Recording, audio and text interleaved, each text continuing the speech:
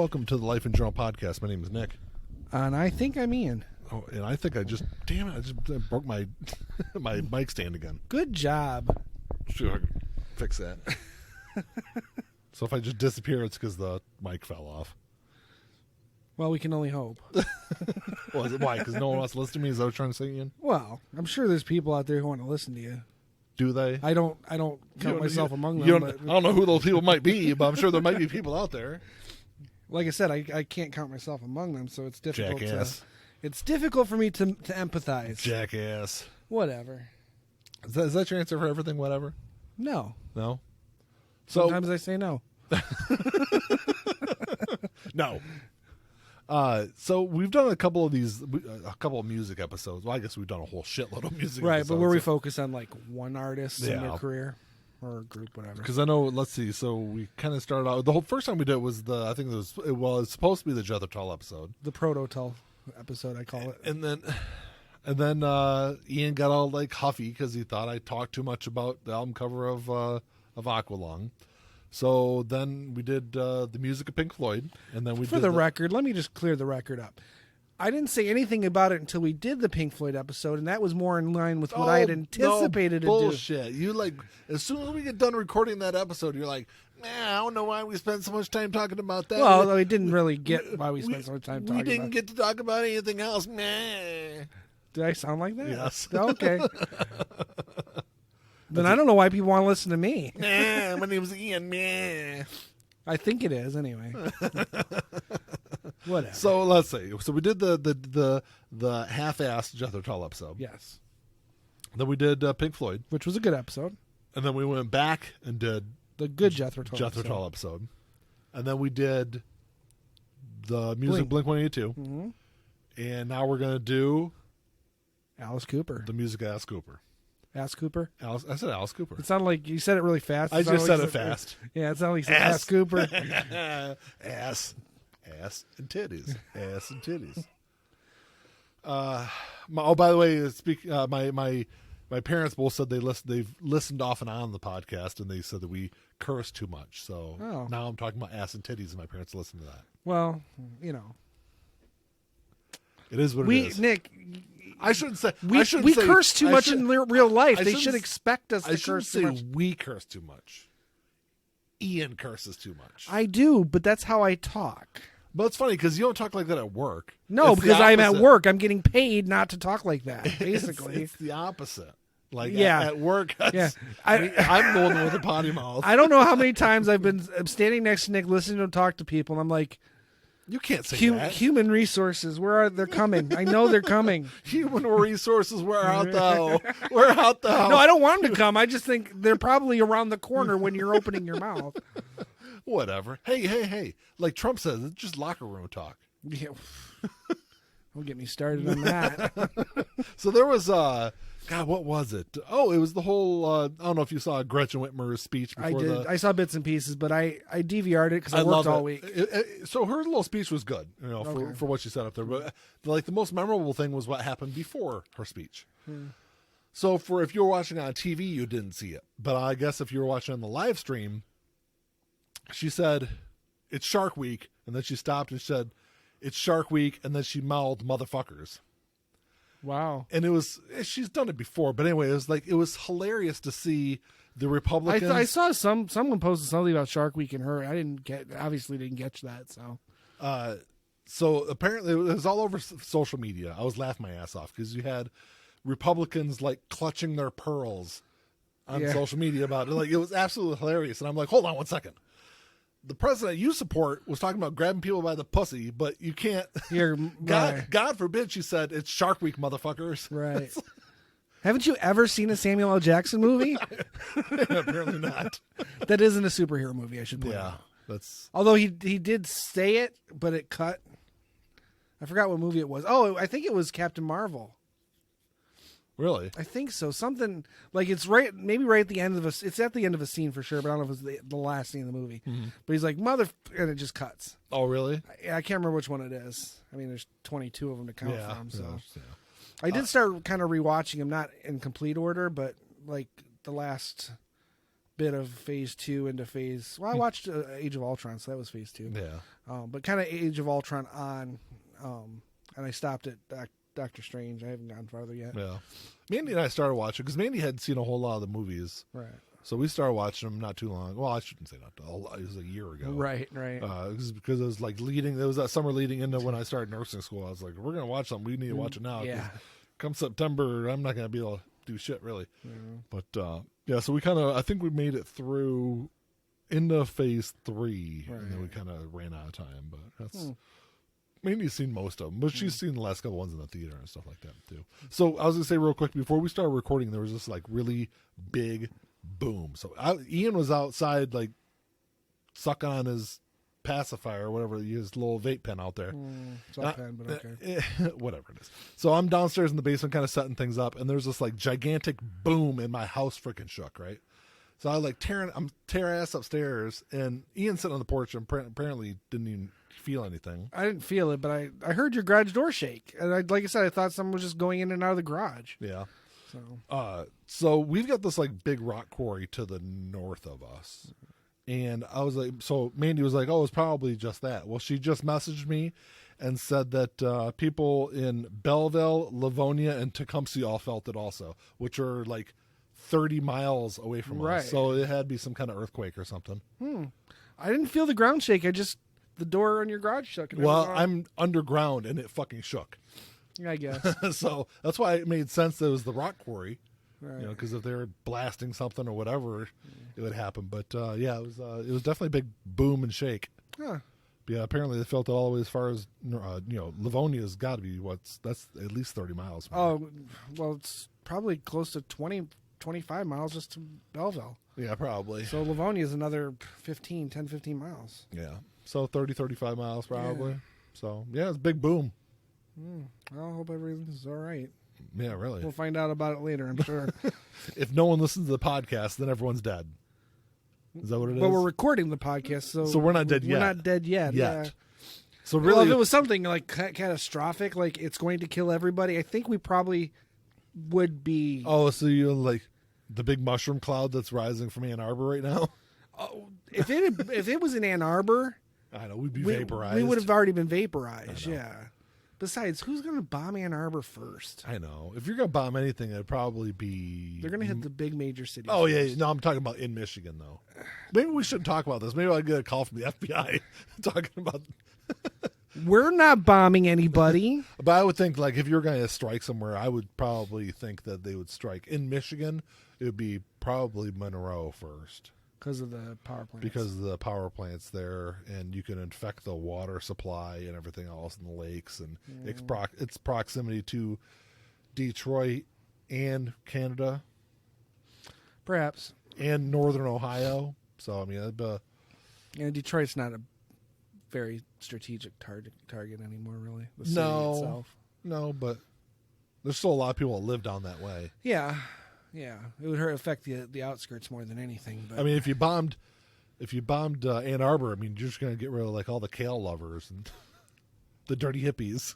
well, as a liberal, I'm not a big fan of the kale lovers either. But But you are the dirty hippies. No, I don't really much care for hippies either. Are there really hippies anymore, though? Not really. I mean, they're descendants of, in a sense. Yeah, but I don't know. Yeah, they're definitely not like hippies, but because hippies were just people who didn't want to work and all they wanted to do was have sex and take drugs. I mean, they grabbed onto causes because it was easy for them. The people who had those causes had the good drugs. So I mean, I don't really have much respect for the hippies either. Yeah, there were good ones, but they were just looking for an easy time, an easy fun time. Yeah, their philosophies. But a lot of those hippies turned into like yuppies, and I know, and the greed is good people in the 80s. That was my point. Yeah, that was kind of the interesting thing. That's why I don't hold much esteem for them, because it was just a matter of grabbing onto something that was popular and riding it out for whatever they wanted to get out of it. Yeah. There was no passion there. There was no conviction there. Well, there was some, but not enough. The overall. But I feel like that's always how every movement like that really is, though. Yeah, I don't know. There's always people that are passionate and look as a way to like change society, but a lot of the people are just ones that just cling on to it and kind of go for I don't the see ride. too much of that with the Black Lives Matter. No, but you do, when you get when you turn on Fox News and they're talking about Black Lives Matter, they're like, oh, here's video from a Black Lives Matter rally, and here's one of the Black Lives Matters leaders talking about how all the police need to die. I've seen that on Fox News, and I'm like, no, that's not what Black Lives Matter is. Right. Are those some crazy fringe people that show up just to be part of it and to try to? Perhaps, yeah. I think you always have that in any kind of movement. But it's the same thing in the '60s where you had hippie movements, and you were like, oh, you've got these groups of people that are, let's get together for protests and things like that, and you get the one crazy guy that's like, hey, I love you guys and peace and love and everything. Let's blow up a building. Right. There was that kind of stuff that happened in the '60s also. Yeah. So you've always got those like nut jobs that kind of wander their way into any kind of movement. Yeah, I suppose.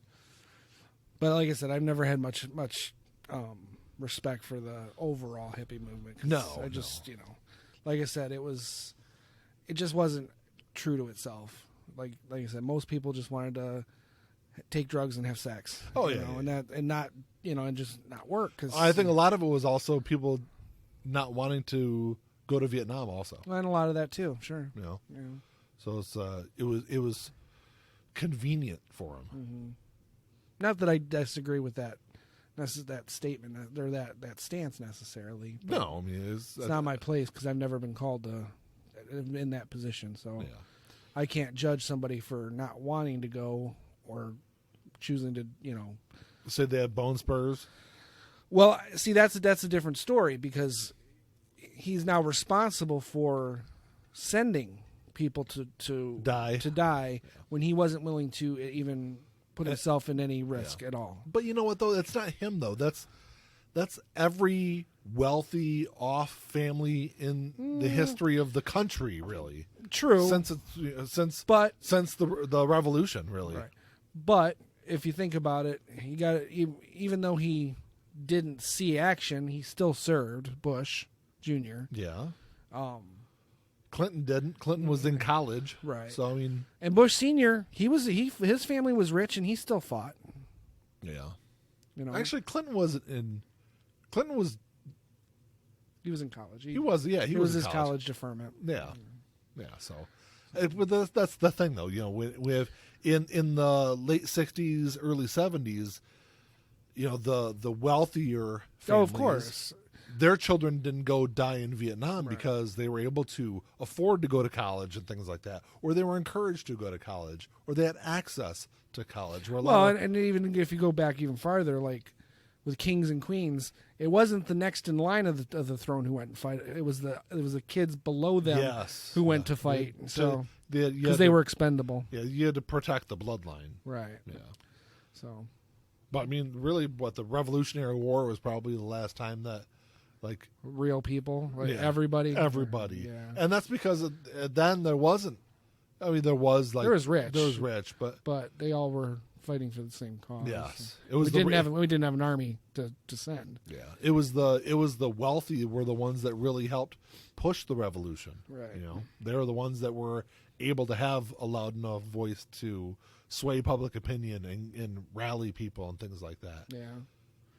Which is why you had founding fathers like not Abraham Lincoln, but George Washington and Thomas Jefferson. Those guys that were landowners. They had lots of land. They had lots of wealth in 1700s terms. Right.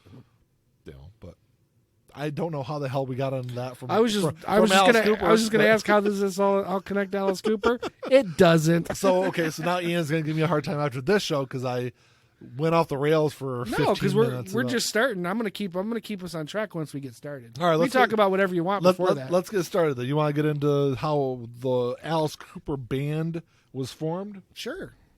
Well, how far back do you want to go? Let's go to the beginning, I guess. The very beginning? Sure. Okay. Let's go to the talent show. When Alice Cooper, at the time, his name Vincent Furnier, that was his birth name. Yeah. He was born in Detroit, but he had breathing health issues. So that's why they moved to Arizona. They moved to Arizona, and he went to high school in Arizona, and that's where he met all the guys that ended up being in the Alice Cooper band. They all got together and started a Beatles cover band. Well, it wasn't really. They didn't start. It was for a talent show. Yeah. But that was, I think, Vince wanted to be in the talent show, so he got his buddies together, and only 2 of them knew how to play instruments. Right. And they end up winning they were the earwigs, in the talent show. Right. Beatles cover band. Yeah, they dressed like early Beatles. It was 1964, 64, right? Yep. I think I was right, 64. Yep. So they were the earwigs, and it was after the talent show. They win the talent show. Mm-hmm. So you can finish go on with the story. Are you sure? I mean, I just wanted to make sure you didn't miss anything there. I wasn't missing anything. Okay. From that point on, yes, they decided they loved the, because they actually paid some girls to scream and yell at the talent show, like they were the Beatles, and they loved it. So obviously they went further. They decided let's do this. They progressed. They became the Spiders. So also at that time, Vince was only 16. Right.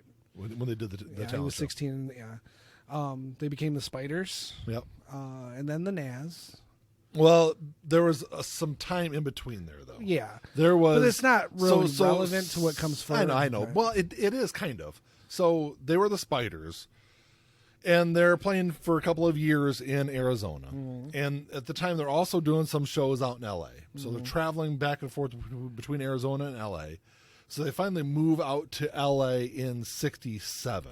Mm-hmm. Okay. So in 68, so they moved to L.A. in 67. They changed their name to the Nazz. Mm-hmm. And then in 68, they find out, or early in 68, that Todd Rundgren had a band called the Nazz. Yep. So that's when they kind of decided that they were going to have to change their name. Right. So there was a little bit of a different kind of story in there. Sure. Okay.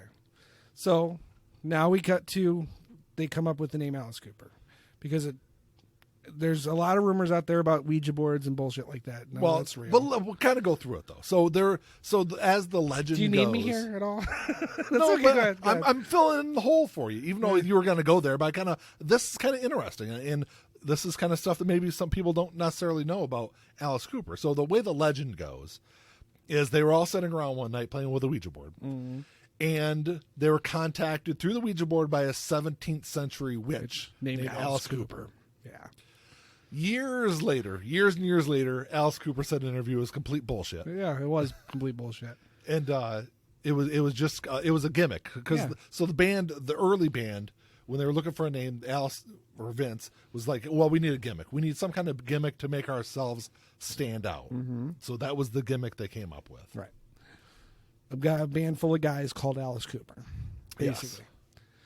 Yes. And he also said it was interesting because the name sounded innocuous and wholesome, and that was not the image that the band had. But he's also been quoted as saying that when you picture Alice Cooper, you can picture this cute little girl in pigtails with a bloody axe behind her back. Yeah. A Lizzie Borden, Alice Cooper. Whether or not he adjusted it, but he's been quoted many times as saying that as well. But it did kind of inform their stage persona too, which was not going over very well in L.A. at all. No. They recorded their first album with Frank Zappa. Well, get it. So you're missing a lot of stuff in there though. So in 68, they have a gig at the Cheetah Club in Venice. Okay. Mm-hmm. And it goes terribly. There was 4 people left. Yeah, there was they played on stage for 10 fucking minutes, right? Yeah, and there was 4 people left. So Shep Gordon, who was in the crowd, approaches them after they get done, and he wanted to manage them. Mm-hmm. So Shep Gordon had contacts to Frank Zappa. So it was actually Shep Gordon that went to Zappa with, I think it was just early demos and stuff that he went with him. And Zappa was like, sweet, let's have them come out at 7:00 to audition for me. Mm-hmm. So the band thought it was 7 a.m. Right. And not 7 p.m. like Frank Zappa thought. So here's this group of kids showing up at Frank Zappa's house at 7:00 in the morning. And Frank Zappa was so enamored by this group of kids that were so eager to play this kind of music at 7 a.m. that he was like, okay, let's sign them. Right. And he signs them to a 3-album. He did listen to him because they sat there with his cup of coffee. And, yeah, absolutely. But he found it really interesting, and that's what at the time that's what he was looking for. Frank was looking for these kind of odd bands to sign to his label. Right. So he signs them to a 3-record deal. But the other thing is, so at the time, Frank Zappa had the GTOs on his label. Mm-hmm. So if you don't know, the GTOs were like it was an all-girl band. Yep. And it was actually the GTOs that dressed up at the Alice Cooper band and did all their makeup and really pushed them to that like different level kind of stage performance. And Like life-size Barbie dolls. yeah, and but Alice was dating, or Vince at the time, he was dating, I think it was the lead singer or the guitar player of the GTOs, I don't remember which which one. she ended up dying in 1972, which I didn't know that until just recently. Right. But Yeah, I didn't know. yeah, Because their careers went in very different, Absolutely. different ways, Yeah. different paths. So yeah, Pretty Is For You comes out in 1969. On the Alice Cooper said they sold 10 copies and his mom had 9 of them. which isn't true because it No. reached 193 on the Billboard Right. charts, so it did chart. And Pretty Is For You is if you listen to it, you know it's Alice Cooper, but it's not Alice Cooper. Yeah. It's very, very different, very It is. experimental. It is. Oh. Which is a decent album. I mean, I've only listened to it a couple times. It's probably been Well, 15 for years me, or more since I I listened think to it. for the Alice Cooper band, their next album we'll get to is probably one of their best albums, but it's still a continuation of that Yeah. very experimental, very different sound. But anyway, so they make this album. I didn't realize it charted that high, but like I said, he's always joked that they made, No one ever bought it, No one yeah. ever bought it except for his mom. But they just weren't. They were getting crowds just like the Cheetah Club. They weren't. No one wanted to hear these guys in L.A. So I don't know what came first, if Detroit came first or if Easy Action came Easy first. Action came first because I think it was in the process leading up to Love It to Death that they moved to Detroit. to Detroit. Exactly. Okay. So Easy Action comes out. Again, this is my. I can look while you're talking. Yeah, this is kind of like. I don't know what it is about this album, but it's definitely more cohesive than Pretty's For You, but it's still far more experimental than I think a lot of the stuff that comes after it. Yeah. Because they're not tied to that big name label yet. So I don't know what it is, but I really like Easy Action. It comes out in 1970. And it didn't chart. It didn't chart. I didn't did know. not. I assumed it didn't, but I didn't know Pretty's For You had. So. Yeah. And Easy Action is by far a superior album over Pretty's For You anyway. So I'm not really sure why that didn't work out, but it probably had a lot to do with the fact that they just weren't able to sell the live performance. Yeah. Because you were still by 1969, and granted the Summer of Love was over, but you were still dealing with a lot of the hippies and Alice Cooper's always been quoted as saying the Alice Cooper band stuck a stake through the heart of the Love generation, and they just couldn't accept it in California. Alice has said that the first 2 albums were, especially the first album, was heavily influenced by Pipers at the Gates of Dawn, which I you can kind of see that. Yeah, I can kind of see At it, least especially with like Pretty's- Titanic Overture. Yeah, absolutely. Pretty's For You was definitely. Earwigs to Eternity is another one that really kind of fits in with that. But Easy Action, like I said, is a far superior album. But as a result of the fact that they weren't selling shows, they couldn't really keep people in seats, couldn't just didn't have a following. Yeah. They decided to move back to Detroit because they felt that Detroit had a sound that they could get on board with, and it was probably the smartest decision they could ever make. But they went to Detroit and they worked here. They were filling up everything. They were So it was in 1970. So it was after Easy Action was Easy Action. released. Okay, Yeah. I thought it was, but I wasn't 100% sure because I do know that Love It to Death was being recorded as that third album for Zappa, but Warner Brothers bought it. Yes. So- Actually, well, it was released with Straight, which was Zappa's label, label. and Warner Brothers. They Kind of a co-production. They co-released. Probably because they were contractually obligated. But Yes. it was Warner Actually, Brothers. I think it was originally released under Straight, it might have and then been. after it was released, it was picked up by Warner Brothers, and Warner Brothers re-released it. Right. Because I think like early pressings of that album are only on the Straight label. Which would be interesting to collect, actually. I Yes, wouldn't mind which getting- I believe I think that's correct. Yeah, I would like to get one of those if they actually exist, just to have it, but probably super expensive. However, but Detroit is where they sold. I mean, that was, it was groups like the MC5, Iggy Pop, Iggy and the Stooges. Yeah. These kind of gruffer, not your, love ballad songs. They call just- them proto-punk bands. Well, it's in hindsight. Well, obviously, yes, but, yes. But it was that. Yeah, I think it was that kind of and those were like Midwestern because you had like some of the like early punk rock stuff going on in New York, but I think you had more of it in like the Midwestern area with, like you said, the Stooges, MC5, those kind of bands, where the Midwestern fans were already kind of accustomed to those kind of stage shows. Right. You know, that the Alice Cooper band was creating. Mm-hmm. You know, and yeah, you're right. The music scene in California was not. Yeah, they were still, flowers in your hair kind of Yes, stuff. yes. The it hippie summer was, of love kind of stuff. things were changing, but not yet. They were just starting to catch on to bands even like Led Zeppelin and all that, Yeah. Sabbath coming over. People were going to those shows, but there was no connection between Yeah. them. Whereas with Detroit and Alice, it connected. Yeah, it did. And then, of course, as a result of a very infamous yet overly dramatized situation with the chicken. That was in 1970. Yeah, but that was in Detroit, in Toronto. Yeah. While they were doing their Detroit Yes. thing. But that was, I think, that was shortly after Easy Action. Well, It would have been after Easy Action. well, yeah. I don't remember. It was right around that same time. I don't remember if it was before Easy Action came out or if it was shortly after Easy Action came out. I guess it really doesn't matter. It probably doesn't matter, but I want to say Easy Action was already out at that point. Okay. But because I think they were already working towards Love It to Death at this point. But the apocryphal story is that Alice Cooper kills a chicken on stage and all kinds of crazy stuff.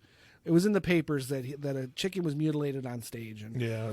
of course, the band, being the type of people that they are and artists that they are, saw the humor in it. And they never verified it, but they ran with the notoriety that came with it. However, the actual truth is that Alice Cooper had this shtick where he'd rip open a pillow in the middle of a performance and cover everyone in the front several rows with pillow feathers. Someone had thrown a chicken on stage. There's actually video of the chicken being thrown on stage, and then video of him throwing it back into the audience. I've seen that video. He didn't know that chickens couldn't fly. Oh. He said he was never on a farm, didn't know that they couldn't fly. He figured they have wings, they could fly. He thought it would just fly away. So he picked it up and threw it back into the audience, and it was the audience that tore it to shreds and mutilated it. Probably just trying to grab at it. I mean, not even just maliciously, but ooh, what is he throwing out to the audience? Let's grab it, and they probably tore it apart, which it was torn apart. But of course, writing that notoriety, I think, added to that was so real quick to interrupt you real quick. The that was the Toronto Rock and Roll Revival, which was September of '69. So that was prior to Easy Action's release. Yeah. Okay, so, but I think that's the kind of stuff that really kind of started to get the name Alice Cooper out there. Yeah, was the lore, right? And I think without the chicken story, you don't get Warner Brothers involved. Maybe not. Maybe not. Well, I don't know. With because their next album was really fucking good. Well, so yeah, I mean, all those albums are good. They would have. Yeah, I mean, I think it was like. But there was definitely an improvement in terms of musicality. Yes. You could tell that they were getting more comfortable with their instruments, more comfortable with their songwriting, and making. And I think Bob Ezrin coming in and tweaking stuff too. Yeah, definitely really helped. made a difference about, finding focus with their songs, and I think that's what I like about those first two albums is no focus. The songs are all over the place. Yeah. And I like that. I couldn't do that for an entire career of somebody. If that was the entirety of their career, I couldn't. By their fifth album, it'd probably start sounding really bad. But those first two albums, it was the incoherence and the lack of linear thought that went into the songs that I enjoyed. But Come Love It to Death, like I said, Bob Ezrin had a lot to do with that. He comes in and got him focused on songwriting. Yeah. And it's something that Alice keeps to this day. And it hasn't always worked, but he says his view on it is no matter what he does on stage, if you don't have a good song, it's not going to matter. It's not going to fucking matter. Yeah. You can do everything he's done on stage with crappy songs and it won't work. You can have great songs and not do what he does on stage, but you got to have the songs. If you're going to do what he does, you have to have good songs. Yeah. And I think for the vast majority of his career, he's done that. But I think it was kind of the Bob Ezrin bringing his views, because Ezrin was in the business. I mean, Oh yeah. At that point, I don't think he'd worked with Floyd yet. No. Because he didn't work with them that till wasn't The Wall. until the other Wall. Okay. But still, he had a good grasp of what songwriting would be, and he worked well with the band. Yeah. And Love It to Death is the end result of that. And, of course, them getting picked up by Warner Brothers was able to get them out really advertised, which is, I think, really the biggest thing about it. It's marketing. It's showbiz. Alex has always said he's not a musician, but it's showbiz. Yeah. And it's all about the marketing. And Warner Brothers obviously was smart enough to do that and push that out there.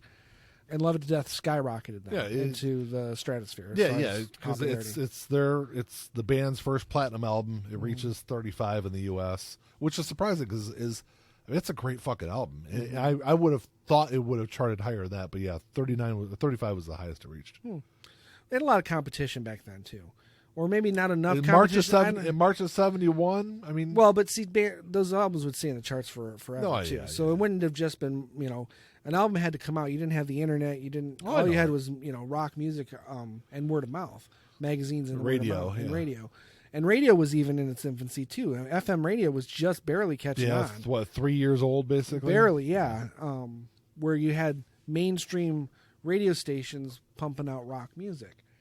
Because before that, FM radio was basically talk and revival programming.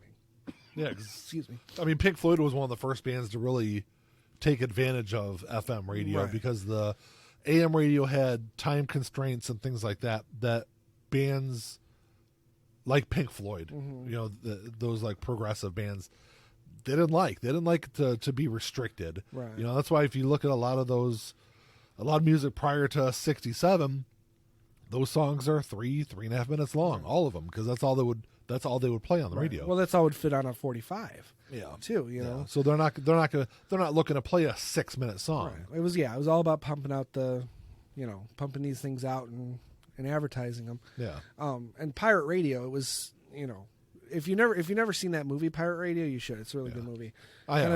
Focusing on some of those underground radio stations. Some of them were like almost illegal to even be operating. Yeah. But it focuses on one specific one that was a British radio. They actually broadcast from the sea. Yeah. Because they couldn't get land authorization. Yeah. But it was that kind of thing, and as I was going to say, it wouldn't be uncommon for an album back in 1971 to come out in March and not even hit the charts until September, because it would take word of mouth to get the sales going. No, I wouldn't necessarily say that. They tend to hit the charts within the first month or two. Nowadays I'm talking about even then. Right. Because if you had music picked up on radio, it could go pretty quickly. It really depends on how it goes. But what I was going to say though is prior to FM radio, Ballad of Dwight Fry, which is on Love It to Death, it's one of my favorite Alice Cooper songs. The song's 6.5 minutes long. It's not being played on AM radio anywhere. I don't know if that was really a big, heavily rotated song. It wasn't, but that's just an example. But I'm 18 got massive radio play. Yeah, which is 3 minutes long. 2 minutes and 59 seconds. Right. Because those time requirements still bled into FM radio, more so after it became mainstream. Well, no, because you had at the time now granted a lot of the rock radio stations were out west, but even like there were rock stations in New York that would play an entire side of an album. Right. So I mean they didn't. But they still found it necessary to edit Stairway to Heaven down to I think 4 minutes. Yeah, but still, you know what I mean. So there was still time constraints. It just wasn't as prolific as it would become. Yes. Down the road. But yeah, Love It to Death skyrockets them into the mainstream. And it was very quickly that year they released Killer. Yeah, it was released in November. So March Love It to Death was in March. Right. Yeah. And in my opinion, Killer's a far superior album. I think it is. Yeah, Killer's my favorite Alice Cooper album. I go back and forth because there's so many there isn't a bad song on that album. No, there's not. But I have a hard time finding a bad song on most of their early albums. However, I find, we'll get to it, my favorites coming up of the early Alice Cooper band. But it just really, I find it really interesting that, obviously I'm a big Pink Floyd fan, so it's kind of always like a reference. But Pink Floyd had this like incredible 6-album stretch from like Metal, Obscured by Clouds, Dark Side of the Moon, Wish You Were Here, Animals, and The Wall. It's like this incredible 6-album stretch. Alice Cooper had the same thing. Yeah. With Love to Death, Killer, School's Out, $1 Billion Babies, Muscle of Love, and even Welcome to My Nightmare. Right. So you had this. It's a similar kind of stretch that you generally don't get in music. Well, you get it with good bands like that, with good artists. Even with look at Led Zeppelin. Led Zeppelin doesn't have a stretch like that, sales wise. Oh well, I don't always look at sales. I mean, in fact, I don't. But that's what I'm looking at. Killer was 21. It's a it was an improvement. It was a platinum album. So was School's Out. $1 Billion Babies was a platinum album. Muscle of Love was gold. So I mean, it's like the sales were there. I mean, obviously, if you're a fan of any band, I love these 4 albums were the greatest ever. But I mean, if you look at sales numbers, they aren't. Right. It's hard to argue with that stretch from Pink Floyd. Right. It's hard to argue with this stretch from Alice Cooper. Right. Yeah, I mean, I'm approaching this from a fan of 31 years. I've been listening to Alice Cooper, so I don't think in terms of sales necessarily when I'm analyzing those albums, and I wouldn't with any other band that I've been listening to that long. I think it's a. I don't even think I think in those terms on albums that I'm not really a big fan of. I don't. If it's a band that they made one good album, I'm like, oh, that's a good album. I don't necessarily rely on no, I know you sales don't. numbers, but I think it's a way to help look at things objectively. Yeah. Well, and that's the thing. I'm probably not very objective when it comes to things that Anything? Well, I'm objective to a lot of things, just not music necessarily. Yeah. And I'll be the first to admit that. But yeah, I mean, kind of this next couple years is just, it's a kind of a blur of just Alice Cooper, because it's like you've got one hit after another. Killer, you've got, what do you got? Under My Wheels, Be My Lover, Desperado. Halo Flies. Well, I'm thinking of singles. Hits? Singles. Singles? Yeah. I didn't look up singles. Those three, I was looking at really good those songs. are the 3 singles. I think. Actually, there was only 2 singles off of Killer. Under My Wheels and Be My Lover. Okay. But I think there was only one off of Love It to Death, and that was 18. I can look real quick. Yeah, I'll check that. Because I think 18 was the only, like... I'm 18, and so there was actually... I'm 18, the B-side was Is It My Body. Okay. And then Caught in a Dream, Hallowed Be the Name. My Name was the B-side to that. Yeah, Hallowed Be Thy Name is not going to be a song that people are going to remember. I don't even know that song. Hallowed Be My Name. You'd love it. It's very Christian. It's a Christian song, a Christian rock song. I don't think he was a Christian then, but well, he was raised by a Christian. I know, but he considers himself a born again Christian, which that's because he had to give up the drugs. That was the born again part. However, but Killer's a fantastic. Oh yeah. Halo of Flies. Speaking of that, is my favorite song on that album. Yeah, because it's just, I never really understood what it was, but it's actually it's a take on James Bond. Okay. The song is about spies and stuff. Yeah. And they never made they always admired the James Bond series, to the extent that they even wrote a song trying to get it to be included as a Bond theme song later on. But that it doesn't, when you listen to it, it doesn't, it's very rock and very weird, but if you listen to it lyrically, it's all about spies and stuff like that. Halo Flies, 8 minutes and 22 seconds. Yeah, it's a long song too. Very long song. For, well, relatively speaking, but for a rock band, I didn't realize Killer was a 7-minute song. Yeah, that's another one. I never really much cared for when I was younger, but has grown on me. Another one like that is You Drive Me Nervous. It was kind of one I kind of always skipped over, but now it's one I would go to over some of those other songs even. But I guess moving into School's Out, I mean, which of course is the album that like everyone knows because of the anthemic manner of the theme song. Yeah, which it was written to be. Yeah. That was the whole point. That was the whole point of it. Yeah. So School's Out comes out in June of '72. Mm-hmm. It obviously it's a huge album, but it reaches number 2 on the charts. It wasn't a number 1 album. It was and it's also the band's 3rd straight platinum album. Mm-hmm. And it actually has 2 of my favorite all time Alice Cooper songs on it. which would be Blue Turk. Yeah, which And- which I think is the best song off the album is Blue Yeah, Turk. absolutely. Well, I go back and forth because my second one is My Stars, which is right after Blue Turk. But those are my top. If I had to pick a top 5 of Alice Cooper songs, those two are there. Yeah. Out of his entire career. Yeah, I mean, look at the. I mean, it's a fantastic album. I mean, obviously, I give the album shit just because of how overplayed "School's Out" is. The song, I It's always skip over the so very cliche. I mean, the song is still a good song. Yeah. It's probably the 5th best song on this album, though. But I mean, Out of what 10? there's 9 songs. 9 songs, But yeah. I think obviously Blue Turk, Alma Mater is a great song. Yes, My Stars is a great song. Gutter Cats vs. the Jets is a great song. I'd probably play all 4 of those before I play School's Out. I would. Well, if I play that album, I block out because I've obviously listened to it on vinyl. Yeah. If I'm listening to the whole album, We can skip over the first song. I don't like moving the needle. Yeah. If I can avoid it, so I'll just kind of block Block it it out. out. I'll put the album on and go take a piss or something, and but then Looney Tunes comes on. Yeah. And that's Yeah. you know. But it is a great freaking album, for sure. Yep. Which I'm a big fan of the next album, too. $1 Billion Babies, which was Absolutely. released in February of 73. Arguably, it's a better album. It's their first #1 album. Actually, I think it's their only #1 album. It is their only #1 album is $1 Billion Babies. Okay. Yeah, because that's.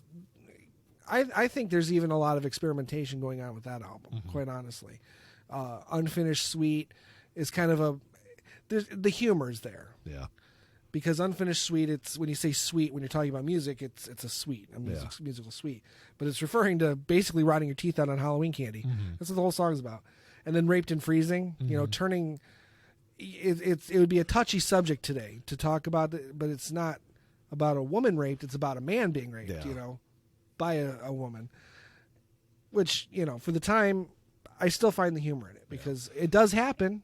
It is real. It's a real problem, but you know, at the time it just wasn't. And you know, there's a unique dark humor to it that I really enjoy. Mary Ann is about cross-dressing. I Love the Dead, which I wouldn't It's a say great is song. pushing, you know, It's a beyond great the song. dark humor to just the dark side. But necrophilia, I mean, it's covering everything that I don't really believe that there's a lot of taboo or topics in the world. Because because you are going to have look subjectively at everything. Yeah. So what's taboo to one person may not necessarily be taboo to another. Necrophilia should be kind of It's taboo. to It's taboo in the practice for sure. But you know, but if you're doing a dead person. horror song, no. If you're creating a horror song, what's more horrific than that? You know. It's And it's a theme that he does touch on again later yeah. on. You know? It's a really interesting album because if you look at the track listing, you know, 4 of the first 6 songs are "Hello Hooray," "Elected," "$1 Billion Babies," and "No More Mr. Nice Guy." Right. So I mean, it's like you've got these like gigantic songs on this album. Absolutely. And you can see there's a progression of humor there too. Yeah. Because it goes from, you know, being the Hello Hoorays. I don't even really know what Hello Hooray, because actually that was written by them in 1968. Yeah. So that's an old song that was resurfaced. So that was probably part of their non-linear songwriting. But you got And Elected. actually, it was actually not even written by them. Well, it was written in 68, but you know, and you're right, I forgot about that. But yeah. It's Rolf Kemp actually wrote that song. But Elected is, you know, obviously a take on politics. Yeah. You know. Which is funny because that's the one thing, like, Alice Cooper has tried to keep politics out of his music. Right. He's very, But he's willing to make fun of it, yes, you know, yeah. or show the darker side of it. But he won't endorse candidates, and he No. doesn't like it when other rock artists or musicians Well, do it. he doesn't like them when they endorse it in their music. He's even I- come out. I- I guess he he really- came out against a lot of them for like endorsing candidates in the past. I will say that he attacked artists for supporting one side of the political spectrum, but you know, I guess Right. it's I guess, but he's made it very clear that, you know, there's a separation for him. He's, you know, Alice Cooper on stage, the shock rocker, whatever. yeah. His political views are private. Yeah, he actually refers to himself in third person to kind of keep that wall, that the separation between that he understands, and he wants everyone to understand that the Alice Cooper on stage is not the Alice Cooper in real life. Right. which actually, is more of a byproduct of his sobriety than anything. Yeah, and actually, at this time in '72, there was no Alice Cooper in real life. Right? Yeah, he hadn't changed his name yet. Yeah. But everyone, it's funny because nobody really noticed when he did it, because everyone kind of just associated him with that role in a sense. Yeah, and we'll get to that because we'll get to that soon. Right. Yeah. So now here we come to $1 Billion Babies is huge. It was even the title is a big take on the fact that they were basically money was just being thrown at them. Yeah. So the joke was, when you keep throwing your money at us, we're gonna throw it back to you. Yeah. But here's a little lipstick on there for it. Yeah. You know. So the humor is always there, but the band was burning out. Yeah. I think a lot in many ways. Well, I think they were with drinking, Alice Cooper was drinking heavily. His alcoholism was pretty much in full blown mode by then. The rest of the band were doing other things. Yeah. You know, And there was drugs involved, and so they go into the next album is Muscle of Love. Mm-hmm. It's released in the same year as $1 Billion Babies. Yeah. $1 Billion Babies is released in February '73. Muscle of Love is November of '73. Muscle of Love actually, it was still a top 10 album. It charted, it reached number 10. It only was a gold album in the U.S., so it didn't hit platinum. But it was really interesting because it's a really good album. yeah, I think probably I actually like that better than Love It to Death and School's Out. I think when you listen to Muscle of Love, I think you can hear the frustrations within the band and the separations within the band, because there was, if you go back and read a lot of the stuff about the band at the time, because Muscle of Love, like I said, it's a fantastic album. They split up. Did you want to talk about the album before we get into them breaking up, though? I mean, yeah, a little. Well, I kind of want to go over some of the songs because you're right. There, you can kind of hear this. Like I said, the band was burning out. The musicians in the band wanted to stop focusing so much on the stage show, and that's all Alice wanted to do. Yeah. He thought the stage show was their thing. So you have this weird disconnect in that album. The humor's not quite there, but the quality of the songs is there. So, for what it's worth, I guess there is still some humor in there. I mean, the song "Muscle of Love" is about fucking erection. Yeah, so Well, the whole album is kind of a concept album in a sense. Yeah, there's definitely a theme of there's a theme of sexuality throughout the whole album. Yeah, absolutely. Yeah. So, and of course, like I said, I mean, the song is literally about a dick. Yeah. About Alice working up a sweat is about masturbating to the point of of needing bandages. Alice Cooper said that he's quoted as saying that it's a loose concept of urban sex habits. I kind of get more of adolescent sex habits and the perception of. He said it really sexuality. kind of came together during the recording of the album, so I don't know. Yeah, well, I don't know, because if you listen to the songs, there's a lot more adolescent sexual themes. Like I said, the masturbation thing. Using your dad's dirty magazines, and Teenage Lament is about a parent's affair. It's kind of sexuality almost seen through a teenage perspective. Yeah, I don't know. Muscle of Love is more about that you're experiencing your what an erection is and all that other stuff. Big Apple Dreamin' is about prostitution and massage parlors in New York. In a sense, there's more to it than that, but yeah. Teenage Lament '74 is probably one of my favorite. Yeah, that's a great song. One of my favorite songs in his whole. That's an example of that. Just write a good song, because it's at its core, it doesn't necessarily sound like an Alice Cooper song, but it's just such a good song overall that it just works for the album. I can't think of any other songs on there that really stand out. Yeah, those are kind of all of it to me, at least. Well, Man with the Golden Gun. They wrote that as in an attempt to present it to because Man with the Golden Gun was the next Bond movie coming out, and it didn't work. And I like the song. I'm partial, obviously, because I love Alice Cooper, but I don't like the Bond theme that they went with. But Lulu, was it Lulu they went with? No. Yeah. Okay. I don't like it. It's not a good theme, and it could just be because I have that other one. I'm like, this would have been a better theme, but I understand why they didn't go with it at the time. Whatever. It is what it is. Yeah, Alice Cooper was still, one of those bands like Kiss that just the parents, I can't have my kids listening to it. Paul McCartney can get away with writing a Bond theme, but Could have had a lot to do with the fact that it was an American band too. I don't know. Possibly. So. They get through the recording process, and after this album, it really depends on who you talk to Right. regarding why the band broke up. Because like you said, Alice wanted to. He said that the He band, wanted to expand the stage stuff. So he said there was an argument about how much money to reinvest into the stage show. Because like you said, he saw that as kind of like the future. Some of the other band members had some substance abuse issues that led to issues on the road as far as like fights and things like that. The other members just kind of wanted to take time off, just to kind of be away from the scene, because they had been pretty much touring since 71. Since or 71. since 70, 69 really.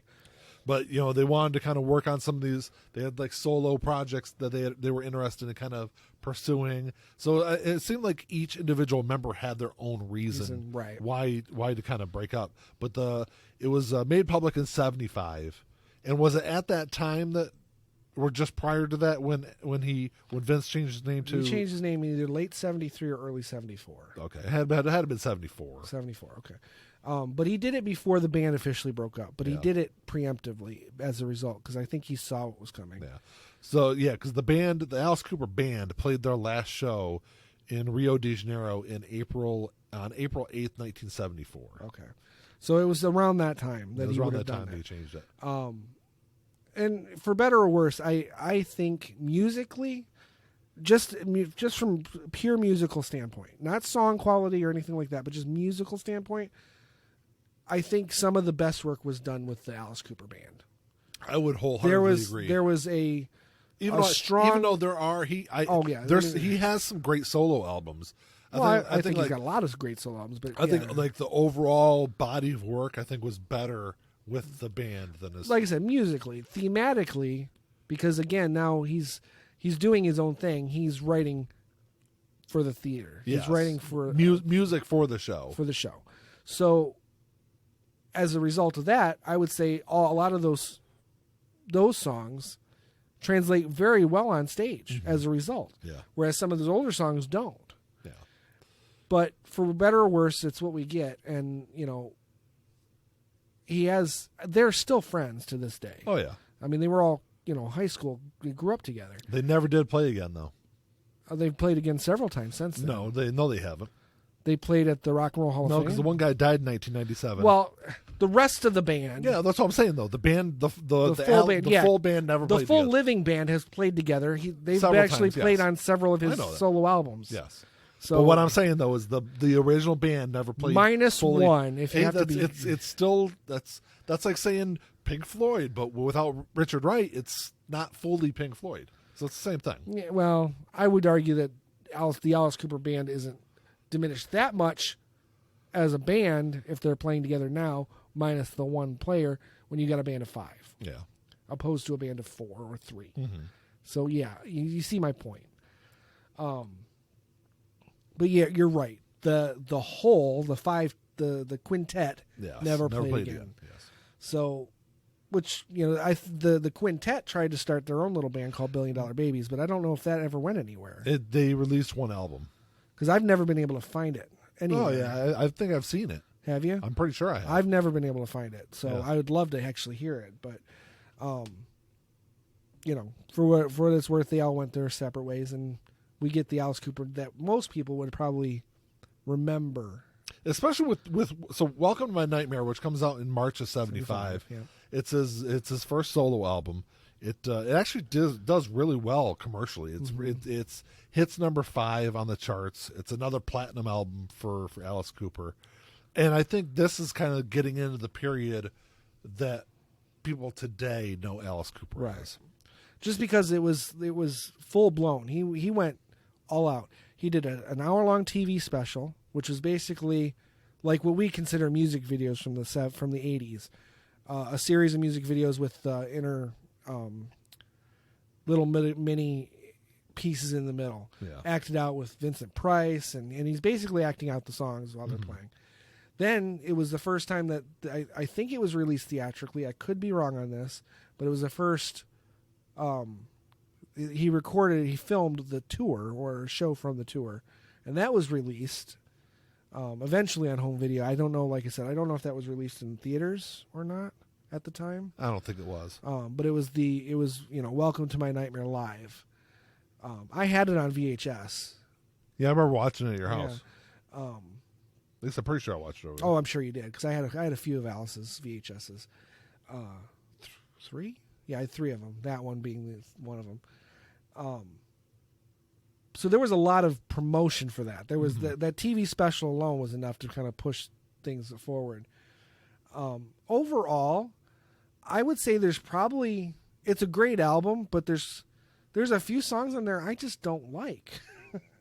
On what? On Well, one specifically, and it's probably one of the bigger hits. I know it was a radio hit. I don't really like Only Women Bleed. Really? I love that song. It's probably my favorite song off the album. I don't really like it. But that being said, that was kind of the beginning of the Alice Cooper ballad era, which has really never ended, because at this point he tries to do at least one per album. But it was in 1975. It's a rock ballad at a time when rock ballads weren't selling. Now jump ahead 15 years from there, or say 10 to 15 years, rock ballads were all that was selling. Every band had to do a rock ballad. Yeah. Guns N' Roses had a rock ballad. Poison had rock ballads. Bon Jovi was mostly rock ballads. You know what I mean? At a time when it wasn't really the mainstream, he did it, and he did it well enough. I don't like the song that much, but I like the rock ballad that comes off of Goes to Hell, and that's my least favorite album, more than I like Only Women Bleed. Real quick. So I looked it up. Billion Dollar Babies did have one album. Uh-huh. Came out in 1977. It's called Battle Axe. Okay. And so it was released by Polydor. Okay. I think I looked him up on Spotify once, and I couldn't find it. So, and I've never seen the album in a store. So when the album was sold to Polydor in Germany, I guess it's a German company, the hope was, or at least Polydor was hoping, that they were going to start working on this Battle Axe album and be able to reconcile with Alice Cooper, and it would actually end up being a Alice Cooper release. And since that didn't work out, they probably just backfired. I think Def Leppard's on Polydor, aren't they? That's a good question. I don't know. I think they are. I could be wrong. It's either Polydor or Mercury, but they might even be associated with each other. But I think Def Leppard's on Polydor. But anyway, while you keep on talking, I'm going to look this album up on Discogs and see what's on there. When it comes to Welcome to My Nightmare, you've got, because you don't have the original band there, you've got now Bob Ezrin kind of taking over songwriting, music writing, and he brings in Dick Wagner, who's a guitar player and works with Alice for many years on. But there's now this different dynamic. You get some. You're not getting the hard rock anymore. You're getting more of a rock with some disco-y elements to it. Mm-hmm. And because Welcome to My Nightmare is a concept album of scary images, so you have this. There's spooky sounds. That's the only way I can refer to it. It's pretty cool looking album. It is, yeah. I want to hear the album, but I've never been able to find it. I've never checked YouTube though. I wonder if it might be on YouTube. There's 131 copies for sale on Discogs. Yeah. And some of them are pretty cheap, $13. $13 for a near mint VG Plus copy. I might be willing to buy it just for that, just to have it. But I still want to listen to it. So, you don't have the heavy rockers on this album. Welcome to My Nightmare, obviously it's a spooky song, so it's rock, but there's some disco elements to it. Some Folks is one of my favorite songs in the album, and that's got almost like a vaudeville cabaret sound to it,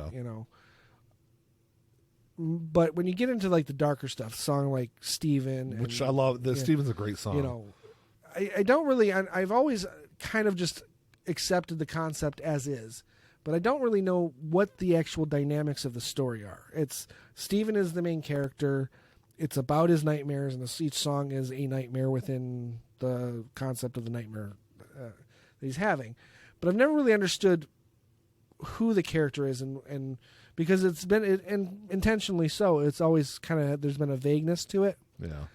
Even with the concept, other than the nightmare and the character Steven.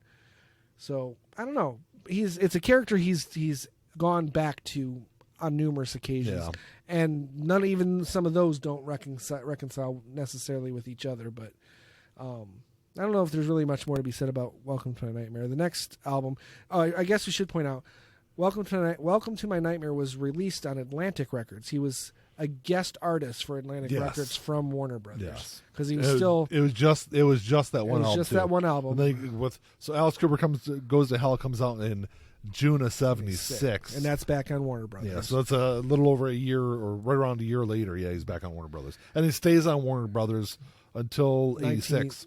Yeah, well, 83 technically was the last album he Yeah, released. yeah, under but Warner. 86 is his next album. Next album after that, yeah. There isn't a lot to be said. It's Alice Cooper Goes to Hell is my least favorite of Alice's albums. There's a little too much disco on it. Not enough rock. I think there's like maybe 3 songs that are like good rockers. Yeah. But it does have one of my favorite ballads of his, and that's I Never Cry. I like that song. Mm-hmm. I don't know why. It's a good song. I do like the humor. There's a little bit more humor in it because he is playing with the concept of being in hell, and the song Give the Kid a Break. It's again kind of done in a I don't know, I wouldn't say cabaret, but it's done in a almost a musical song, like a song you'd see in a Broadway musical. Yeah. Even with background choruses and stuff like that. But he's like basically trying to beg his way out of hell, and it's just not working, obviously.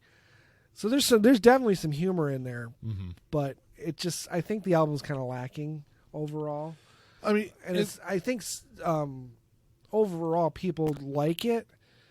They definitely would like it more than the album that comes after it, which is Lace and Whiskey. well, but I like Lace and Whiskey better. I would say Alice Cooper Goes to Hell, at least. I mean, it's a gold album. It reaches 27 on the chart, so actually commercially did pretty decent. Right. It actually is the highest point. It's the last Alice Cooper album that actually reached that point in the charts. Ever? Including... No. was gonna say, Until Trash. Okay. Trash is the only exception. Okay. But his other albums have charted, just not that high. Correct. Yeah. Correct. Because I know, I think even some of the more recent ones have charted well, but not. Yeah, well, we'll talk about when we get there. But we can move on to Lace and Whiskey. Lace and Whiskey, It's released in April of 77, yeah. so it's what, a year, almost, just short of a year after. Yeah, back then Alice artists Cooper Goes popped to Hell. out an album usually about once a Yeah. year. Lace and Whiskey, now this is Alice Cooper at the peak of his alcoholism, by far. But he's even said he was one of those drunks you would never know he was drunk. Even though he was putting away cases of beer and bottles of whiskey a day, you wouldn't necessarily know he was drunk. Yeah, at least until the very end. He of said he his drank day. 2 cases of beer a day and a bottle of whiskey Yeah, every day. every day. But you would never really know it until pretty much near the end. But it was starting to affect his health a lot. Yeah, He was vomiting blood. I would and- argue that affected his music because I think this is the point here where I think it was a steep downturn in his music overall. I disagree. Of course, to a you point. disagree because there's probably not an Alice Cooper album you don't like, Ian. Just like there's not a Jethro Tull album you don't like. I'm at least trying to be objective with it. I'm not going to be objective. I'm not going to apologize for not being objective. My point is I will point out that if all I'm saying is I stated my opinion of it, and you're trying to Your argue opinion and isn't you're objective. trying to argue my opinion. No, I'm arguing.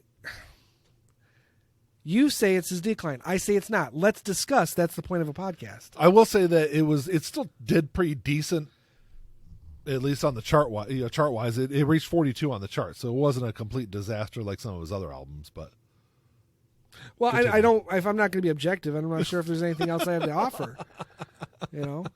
Seriously, oh come on, I would argue that Lace and Whiskey is not that bad of an album. I like it better than Goes to Hell. A lot better. There's some better songs. The humor's better. yeah, There's no darkness necessarily in it, but there's that. There's dark humor.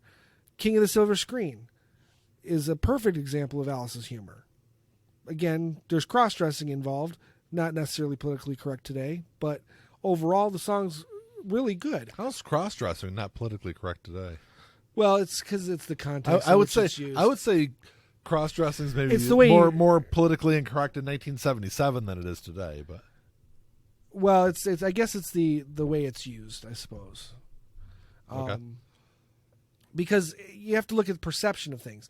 We see that now as not necessarily cross-dressing, but someone expressing their identity, their gender identity.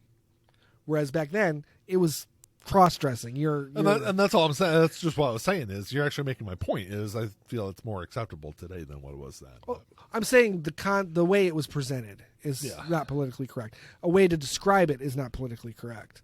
The song Lace and Whiskey, it's almost an indictment on himself. Even though I don't know if that was the intention, but it is almost an indictment on himself. Overall, I think Lace and Whiskey is a much better album than Alice Cooper Goes to Hell. Duly noted. Go on.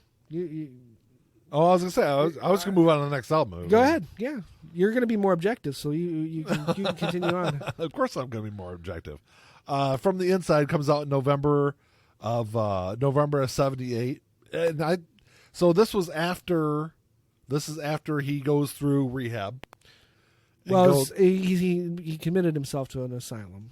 Yes, goes through rehab through a mental institution. It's not really the same as normal rehab, but yes. Well, it's kind of what rehab was in 1978. I mean, they didn't have the... Wasn't the Betty Ford Clinic around by then? Maybe 76 or 77. Mm. So, I mean, Alice Cooper obviously had more things going on than just alcohol perhaps issues. But, so he goes through the whole the institutionalization, comes out, and writes From the Inside, which I think it's a good album, but I think Lace and Whiskey's a better album. Okay. Than From the Inside. I like the concept of From the Inside. By the way, critics would agree with you because they kind of trashed From the Inside. I guess the biggest problem I have with From the Inside, I love the concept and I love the songs, but the songs are, at their core, it's a disco album. Yeah. It's a pop disco album. It is, absolutely. There isn't really, the title track is a bit of a rocker and the song Serious is a rock song. Mm. The rest are not. They're more disco-y, ballady songs, which is fine. But the music was written, and some of the lyrics co-written by Bernie Taupin of Elton John fame, which has a lot to do with that. Yeah. It's also how Alice Cooper got hooked on cocaine because, every, 30 minutes or so, Bernie would go into the bathroom. Yeah. And finally Alice is like, what you doing in there? And he goes, oh, I'm doing this. Here, it smells really nice. Why don't you smell it too? The last thing you give to someone with an addict is addictive cocaine. Personality. Yeah, don't give them cocaine. Which is evident in the albums to come, what happens there. That being said, there's some good stuff there too. However, From the Inside, it doesn't really work for me overall. I like the album. Yeah. There's a lot of good songs on it, but it's just not. It doesn't have the energy that I think is necessary for an Alice Cooper album. Because you can have some of those soft songs, but you don't have the energy. I'll say that. Now, granted, it's an album that, again, I probably haven't listened in 10+ years, but it always felt when I did listen to it, it seemed forced. Too much. It just doesn't. Yeah, it doesn't have a natural feel to it. Yeah. So. Wow, we agree on something. Yeah, there you go. Because I'm sure we won't agree on a whole lot after this for a while. Probably not. Because the next couple of albums I think are absolute garbage, but I shouldn't say absolute garbage. They're just not really good compared to. I'll agree with you on 2 of them. Okay, so let's move on. I wouldn't say garbage, but I'll agree that there's 2 out of the next 4 that are not that great. Flush the Fashion comes out April of 1980. Once again, he still has commercial appeal. It charts at 44. So it had a hit single on it, which is Clones. It did. Yep, absolutely. I love probably the only song I remember off the album. Really, I love Flush the Fashion, even though again it's now the beginning or really the continuation or the jump into the full blown Coke era that he says he doesn't really remember these days. Is this because I know they got? Is this he remembers recording From the Inside though? Yes, so and probably Flush the Fashion. So it's at least the next It's really more like the Special Forces. He was hitting his rock bottom at Special Forces. Zipper Catches Skin. I think he was starting to. It was about to be sobering up. Yeah. Because Dada was recorded completely during his sobering up. Yeah. Um, So it's really kind of funny. Like you see, like at least the way I look at it is you can like see the decline through into like the deep alcoholism, and then he kind of comes out and he has a decent album, and then he kind of like goes off the deep end, Right. and then once he kind of makes it out of that deep end, he kind of goes back to having decent albums. yeah, that's fair. Because like I said, I love Flush the Fashion. I love every song on that album from beginning to end. It's the first album since Muscle of Love that I can say that about. Yeah.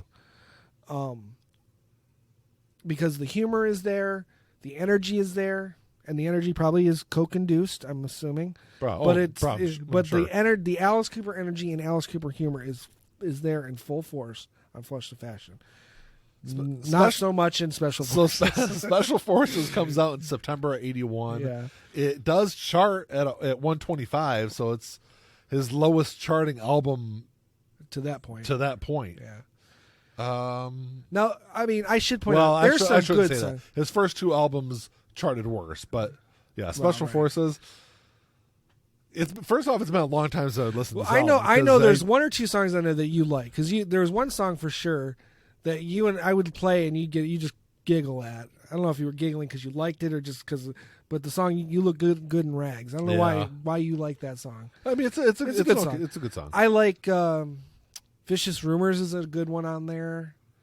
Now, here's the funny thing: on the CD and the original vinyl pressing and the new repressing, unfortunately too, the last song on the album is listed as "Look at You Over There Ripping the Sawdust from My Teddy Bear." It's listed on every pressing, every CD. It is not on the album. It's not on the album. Yeah. It wasn't actually fully released until the box set "Life and Crimes of Alice Cooper" in what year was that? 2099 maybe. It was 1999. Yeah. That you get to hear that. I love that song. I wish it was on those albums. It was on those albums. It was taken off the last second. But it wasn't taken off of the listing. Correct. Is what I'm saying. Correct. Yeah, it's not on the album because they had already had the sleeves printed. So I don't know why they took it off though. I've never been able to find out why. I always thought it was just a misprint. No, from what I was reading on it, I never found a reason why they took it off either. But I mean, it's not. It's a silly song, but I like the musicality of that song, and I think it would have improved the quality of the album overall. Because really, when you break it down, "Prettiest Cop on the Block," it's So the song "Special Forces" is terrible. I guess it's actually on there. It's when they reissued it. I don't know if you mentioned it or not. When they reissued it in 2010, they added it to Special Forces On the vinyl? Because it's not on the vinyl. No, but I guess when they it says when they because generally when they say re-release, they don't talk about vinyl versus CD. Yeah. Okay, which pisses me off because the vinyl came out after the fact. They should have put it on there, and it's still on the jacket. I didn't know that 7 and 7 is a cover. Yes, it is. I forgot who did the original. Arthur Lee. Okay, yeah. There's a few of them scattered throughout his repertoire. Not a whole lot though, but yeah. That's I don't know. But yeah, I mean, say what you will. Like I said, there's a handful of good songs on there, but there's a handful of shit songs on there too. And then, Zipper Catches Skin.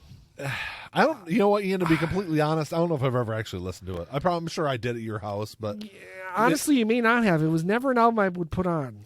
So it came out in August of '82. It never charted. Obviously, I don't think the reception on it was pretty poor. Yes, in the grand scheme, there's probably as many songs in there that I like that I like on Special Forces. Yeah. Make That Money, Zorro's Accent, I really like. Tag You're It. You're a Movie's okay. No Baloney Homo Sapiens, not a really good song. That's about it. I mean, there are 3 or 4 songs tops that are decent songs that I would go through in my. If I'm listening to Alice Cooper, those are songs I would go to, but overall, not really. So, yeah. I know, yeah. It's, like I said, I'm sure I probably heard it before, but it doesn't. Yeah, you may have heard a couple of those songs. A couple of songs, yeah. So. But then you get in, September 83, Dada comes out, and he's now sober. Or sobering. Sober, in the process of becoming sober. He hasn't toured since 81 at this point. Correct. No, 82. Early 82, though, right? Yeah, it was 82. Okay. Because early- the album that comes out, the Special Forces. Well, that's not Special Forces, but is it?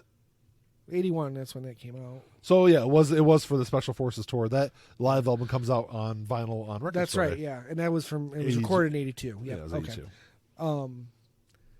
It's not one I want to get because, I mean, I don't know how good it's going to sound. I don't Because know. Alice said is, lowest. Lowest. point, Yeah. absolutely. So I'm not a big, I don't like listening to Alice live. I want to see Alice live.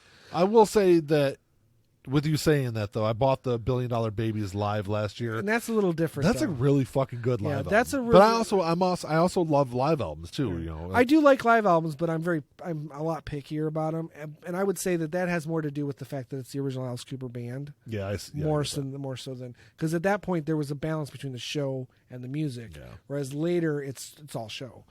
So for what it's worth, there, Dada is a concept album. Yeah, it is. And And it's a unique take on a vampire story in a Yeah. sense. There's some good songs on it. My problem with it, and I think you'll agree when I tell you what my problem is, even though you may not be aware of it, you may or may not be aware of it. The only real instrument on that album is a guitar. Yeah. Everything else is Synthesized. which is fine overall for other bands. You know It my does- hatred of synthesizers. Yes, but, I do. I shouldn't say synthesizers, of Syn- overly synthesized overly music. synthesized. And I would say that there's a few cases where it doesn't come off that way. There's Scarlet and Sheba is a good song. I wouldn't have, just a casual listen, you may not know that it's synthesized stuff. And it's just as an example. Yeah. And that's a great song. I love that song. It's at least in my top 10 of Alice Cooper songs. But the album itself is a little weak. Although, again, there are some elements of really good humor in the lyrics. Again, that's Alice doing that. Yeah. Bob Ezrin and Dick Is that my Wagner. dog's barking? I think so. Dick Wagner. I think it's Dick Wagner. And Bob Ezrin played guitar on that album. It was really just Bob Ezrin. Let's see. I'm pretty sure that Bob Ezrin plays the guitar on that. So Dick Wagner plays guitar and bass. Okay. But that's it. I think Bob Ezrin maybe plays some guitar parts too. Prakash John, whoever the fuck that is, I don't know. plays bass on Fresh Blood. That's a good song, by the way. Richard Kalinka plays drums on the album. So there are Maybe other- that's why. Maybe he might play on Scarlet and Sheba. Maybe that's why it doesn't sound. Yeah. Maybe that's the reason why. But I don't know. Overall, it even says in the liner notes. There's a big blurb about how this album was produced with drum machines. Blah blah blah. It lacks overall energy. Yeah. And I think it has, again, it's not so much that his drugs were taking over. It was the fact that he's trying to get out of that. Yeah. I think he was just trying to rediscover his sound. Right. Which he does in Which 86. he does with, Constrictor comes out in September Well, 86. real quick, before we get into that, I do want to point out that the thing that got him off of drugs was his wife left him, and he sat down with I think it's an 8-ball. Is that what it is? Where Yes. it's okay. No, because that's good with heroin. Or, no. whatever it was, he says it was a ball. An 8-ball. Crack. Yeah, I think he said crack, actually. Well, crack is not in, 8 balls, but Whatever. okay. Whatever it was, he said it was a ball. I don't know. I don't know drugs that well. I know weed. That's about it. And he said he sat there. He had a ball of crack or whatever sitting on his desk and a loaded gun when his wife left him. And basically looking at it, if he wanted to continue doing that one, it's going to lead to this one. Yeah. So he flushed the drugs. I don't think he was doing crack. I think it was coke. Whatever it was a ball of it. Yeah. I think he actually said crack in the interview that I read. Yeah, I but listened to. I don't think, because crack comes in rocks, Okay. not balls. Okay. Coke is an 8-ball. Okay. So that's probably what it was then. But anyway, he made From what I've been told. right. Yes. Because you would never know the truth. No. Anyway, whatever it was, he flushed it. He decided against killing himself, basically. Which a lot of artists don't do. Yeah. And haven't done. But he decided to flush it, and that was kind of the beginning of the end of his drugs. And when he was clean, he's been clean ever since. So in 1983, he's been clean almost 40 years now. So now I just wanted to point that out. Gotcha. That was emotionally. We've heard his kind of his rock bottom music, but that was him emotionally at hitting rock bottom. yeah. And the song "Pass the Gun Around" is kind of about that, by the way. So yeah, Constrictor comes out in September '86, and it's I think to me it's a far superior album over his last few 4 albums, Right. roughly. Well, but it's a completely different Alice Cooper too. It is. It's a reinvention of Alice Cooper in a sense. It's Alice embracing what was the scene at the time, the hard rock, kind of hair rock, hair metal, I guess.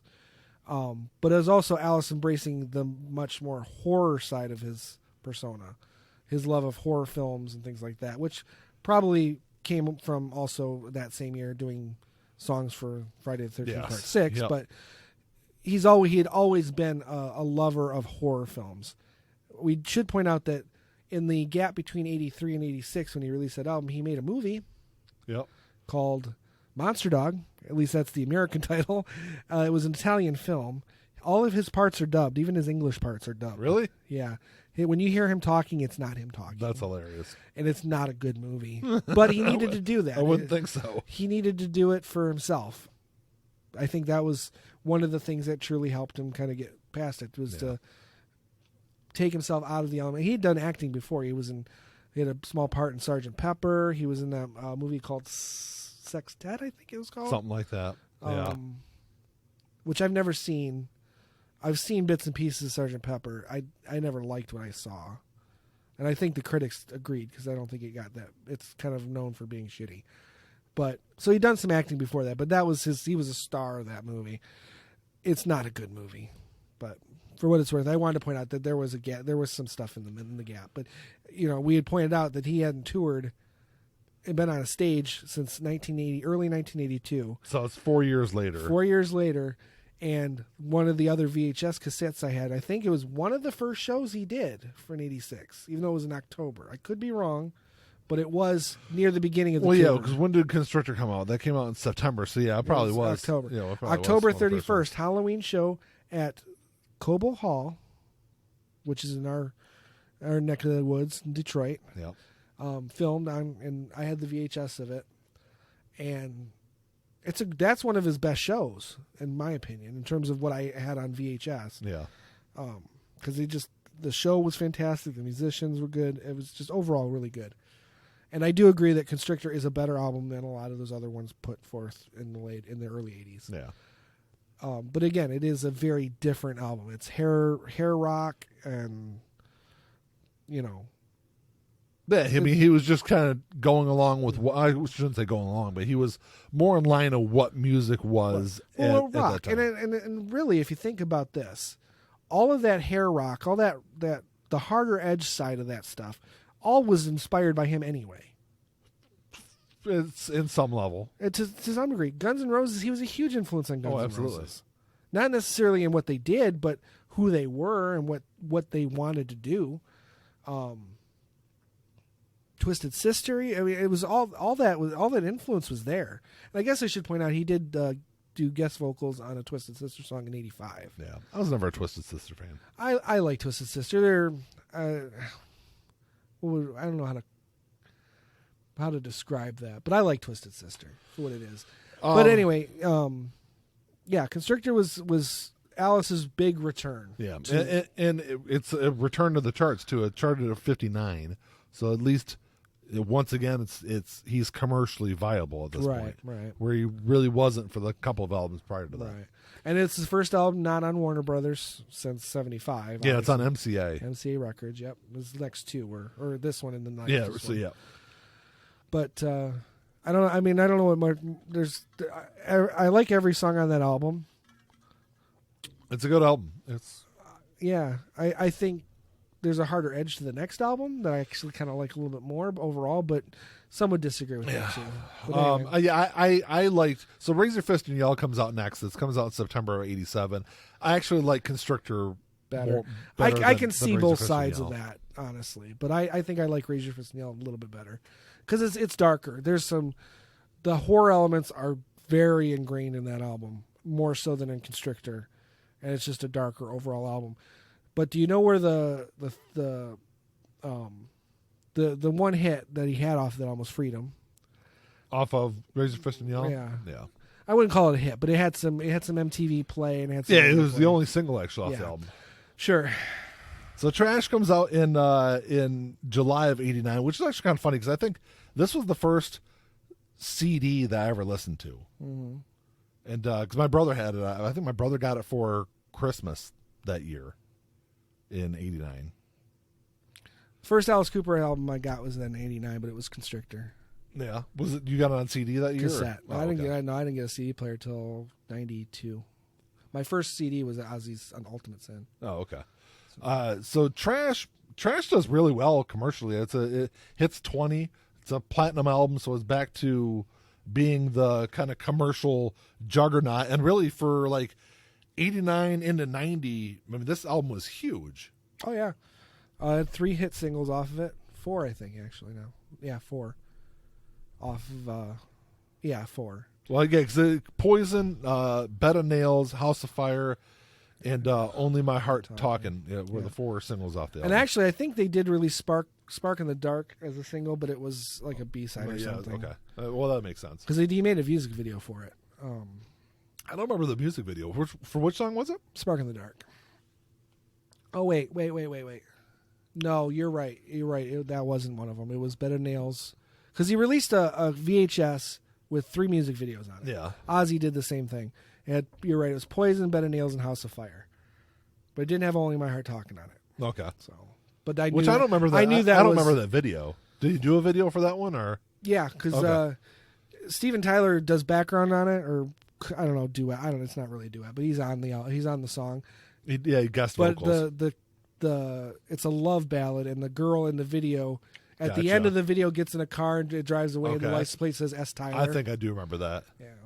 So it was there was a video for it. Okay.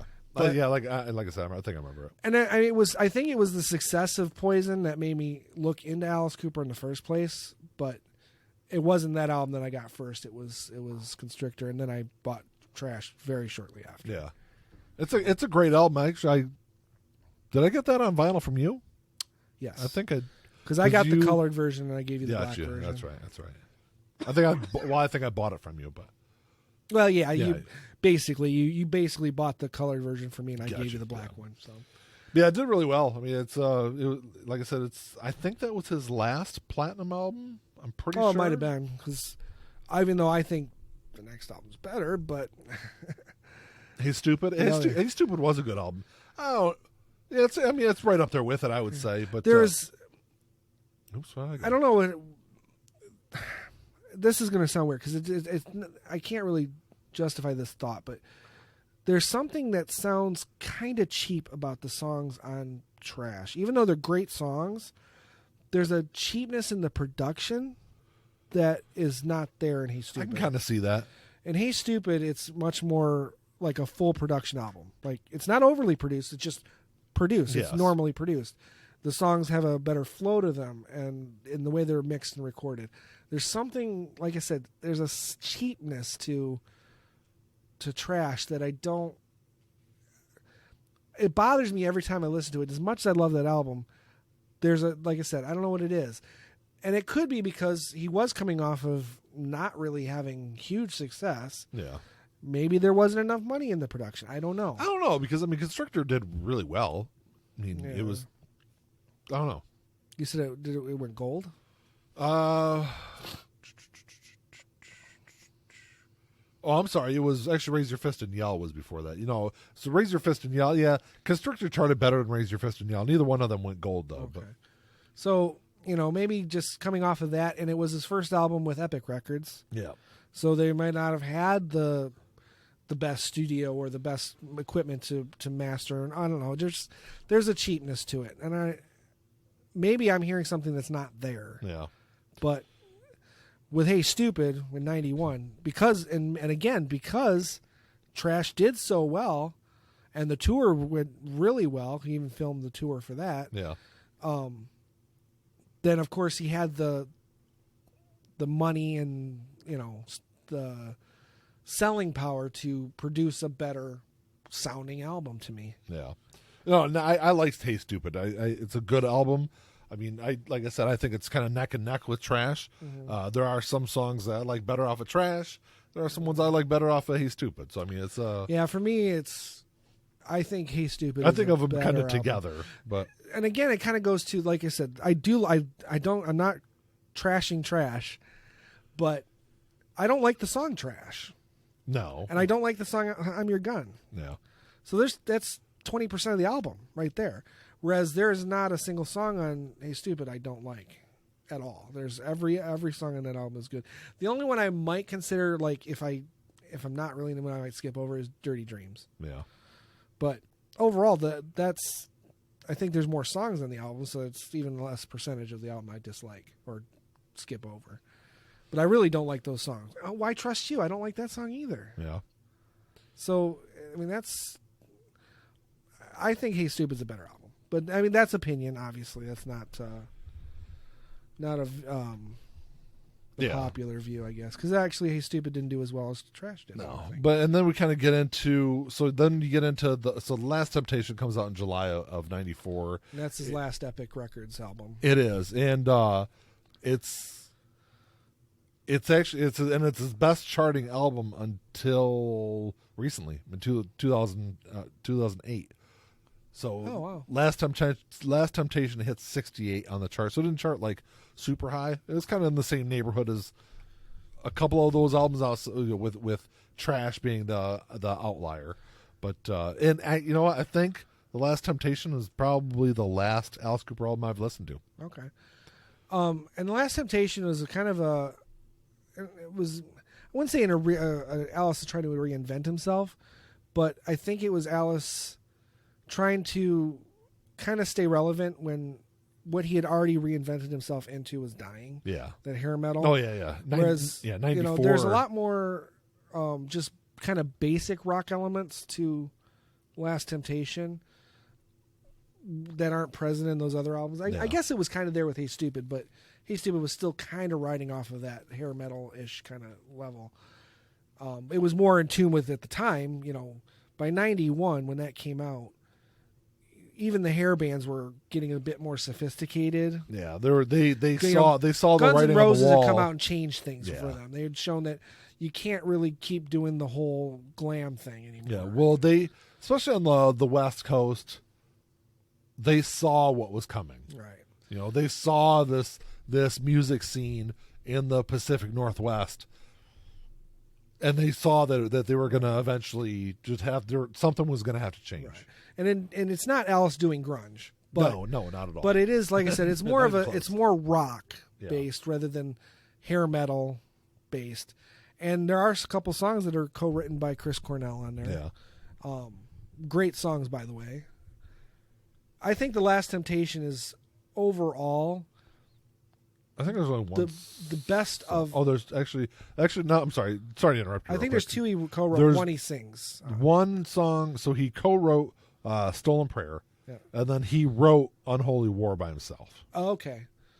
But he sings on Stolen Prayer. He does not sing it on the Holy War. Yeah. So, No, I'm sorry. He sings on both of them. really, He's listed on both of them. he must be very, like, in the background, because I don't hear his voice on that one. I don't know. I'll listen to it again, but I'm pretty sure I don't hear his voice in it. I knew he co-wrote it or wrote it. But Yeah. Well, I mean, according to the credits for the album, He wrote it. he's on. He co-wrote one, wrote the other, and sang on both. Okay. Well, he's very present in Stolen Prayer. Yeah. I mean, he's got his own lines, whereas he doesn't have any lines by himself. He's either singing with Alice or in the way background. Yeah. But yeah, overall, I think Last Temptation out of those the three Epic records, is. See, I go back and forth because I think the concept is stronger. Not that there's a concept with Hey Stupid, but there's a seriousness to Last Temptation, even though it is a cartoony kind of concept album. There was a comic book. Comic created. book, which I have Yeah. I somewhere. I hope I still have it. Yeah, I remember looking at it before. But there's a seriousness to that album that is maybe puts it above Hey Stupid, but I think the songs are better on Hey Stupid. I go back and forth, but they're both definitely better in my opinion than Trash. Yeah. of the 3 Epic albums, and it's the last like straightforward rock album he's going to make until 2003. Yeah. So, So I mean, I don't know. It's an okay album. You know, I was never a huge fan of the album, but it wasn't like terrible. no, I love it. I think it's. I don't know. I did at one point when we were actually at work one day, and I put together my.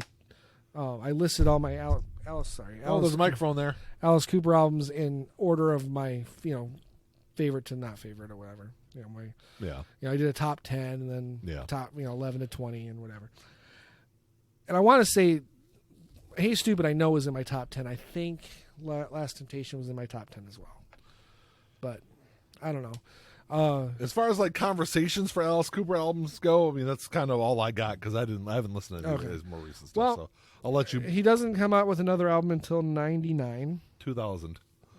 June 6th of the 2000 Brutal Planets released. It's listed as 99 on everything else, but I got it in 2000. I thought it was 2000, but it's listed as 99 in some places. But anyway, Brutal Planet, another concept album.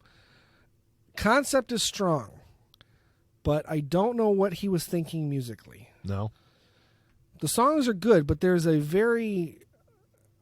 almost an industrial sound to it. Okay, I kind of get that from the album cover. Yeah. Don't get me wrong, it's not bad, but it's not. There's no. I guess I don't necessarily need a good guitar hook in every song. Yeah. But you should probably have one at least in a couple songs. Instead of just like, heavy distortion and loud drums, which I don't know where that came from because I really don't know what metal was like at that point in 2000, 99, 2000. Yeah. I mean, metal in the late 90s, early 2000s definitely took a more industrial. Yeah, and I think that's where he was still kind of going. I mean, it was definitely harder edge than anything he'd done before. I like the concept though. It's basically like post-apocalyptic world, maybe even like post-rapture world. So there's a hell element to it, which is played upon more so on the sequel, which comes out later. So is Dragontown, which is the next album, is that a sequel to Brutal Planet? It is. Dragontown is a place in Brutal Planet. And it's funny too because I think those are his only 2 albums released on Spitfire. Yeah. Well, no. I think Eyes of Alice Cooper was too. Or a subsidiary. No. Eyes of Alice Cooper was released on Eagle, which might have been a subsidiary. Maybe. But yeah. Dirty Diamonds was partially released through Spitfire because that was Spitfire released Dirty Diamonds in the UK. Okay. Brutal Planet and Dragontown they both kind of charted the same. They're both kind of the same album. They're almost just a double album. Yeah, Brutal Planet hit 193, Dragontown hit 197. So I would say that Dragontown probably has it's a bit more Alice Cooper because there isn't a single song on Brutal Planet that has any humor to it. It's very dark. Whereas the humor kind of squeezes back in on Dragontown. He does a song called Disgraceland. I've mentioned it before. Mm-hmm. Kind of implying that Elvis is in Dragontown. It's just humorous. It's funny. He was a fan of Elvis, so I don't think he's really like denigrating him in any way. But Dragontown has some better songs on it, but I kind of see them as 2 sides of the same coin. Yeah. Even though they're 2 years apart. I think was it 2 years or 3 years? Let's see. 2001. It was 1 year. Brutal Planet was released in June of 2000. Dragontown was released in September 2001. So they may have even been recorded together, for all I know. Or Dragontown might have been like other songs from the process of creating Brutal Planet. Now there is one song, and as someone who's heard it, the title, not as a title, but I've heard the saying. Alice Cooper, one of the unreleased songs off of Dragontown was a song called Can't Sleep, Clowns Will Eat Me. Do you know where that's from? Oh, that sounds familiar. What The is Simpsons. That nightmare when Bart's I can't sleep, the clown will eat me. Yeah. I don't know if he got it from The Simpsons or what, but that's funny. I always liked it. And the song's actually pretty good. But overall, they're kind of throwaway albums. I like them for what they are, and I do come up with I do like to listen to them, especially on vinyl. Yeah. I'll throw them on occasionally, but they're definitely not in my top top albums. So then you get into Dirty Diamonds, which comes No, out. you missed one. Eyes of Alice Oh, Cooper. I'm sorry. You're right. Eyes of Alice Cooper, which came out in September 2003. Yeah. Now this was kind of at the time when White Stripes were really coming out. The band Jet was really big. Yeah. And they were kind of playing with this kind of classic hard rock sound that had kind of gone away. And basically the kind of sound that Alice had in the early days. Yeah. And he kind of the garage rock, he called it. But he said, well, hell, if they're doing what I was doing back then, I can do it just as good. Yeah. And great decision, because Eyes of Alice Cooper and Dirty Diamonds are fantastic fucking albums. I know. Well, I know the reviews on both of them were both really good. Super awesome albums, both of them. Although Dirty Diamonds is a little bit better. Great albums. They're Alice at his best, in my opinion. The songs are good. The musicianship is good. The lyrics are good. Everything on both of those albums, phenomenal.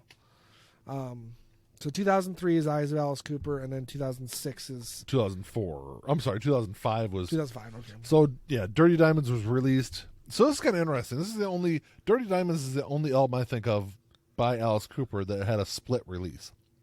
So it was released in July 4th, 2005 in the UK. It was released a month later in the US. It was released on August 2nd, 2005 in the US. Huh. Yeah. I bought it. I think I bought it the week it Eagle came Rock out. and Spitfire released it in the UK. New West Records / Red / Sony / BMG released in the US. So, Well, I had it. I bought it on CD. I mean, obviously, I had all of Alice's. The only ones I haven't bought on CD are his last 3, because I had it streaming, and then, of course, the vinyl releases. Which 2 of those I haven't even been able to get on vinyl. Yeah. I can't say enough. If you like old Alice Cooper, but nothing else, you'll love those 2 albums. I think those 2 albums fit just fine with the classic Alice Cooper sound. So if you don't like the disco Alice or the hair metal Alice or the industrial Alice, you can pick up Eyes of Alice Cooper and Dirty Diamonds, and they flow right with $1 Billion Babies. Now, what's kind of interesting, and looking at the commerciality of the albums, is that even a word? Commerciality? Commerciality? Okay, sure, why not? I don't know. So, as Alice Cooper actually charts at 184, Dirty Diamonds does a little bit better at 169, and then the last 3 albums actually all charted like really well in comparison. Huh. Well, I think the next album after Dirty Diamonds is kind of surprising that it charted better. Along Came a Spider, it came out in July of 2008. Hit 53. Because I mean, don't get me wrong, I love the album, but it's not to the same level as the last 2. But it's a concept album, a serial killer who collects body parts to create a spider. Yeah. And he's called the Spider. What I do like about it, and this is kind of a theme that's popped up a little bit, just one other time, but it's curious. 91's Hey Stupid is not a concept album; it's a collection of songs. Yeah. The last song on the album is called Wind Up Toy, and it's about being I'm assuming in an institution.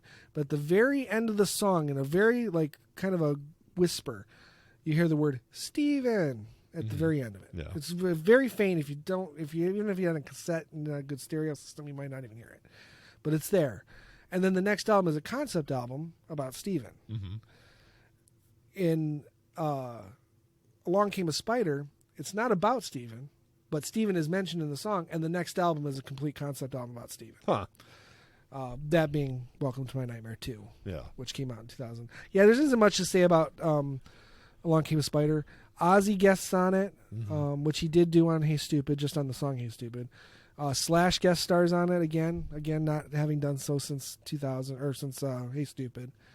Ozzy is on here? Oh yeah, he sings.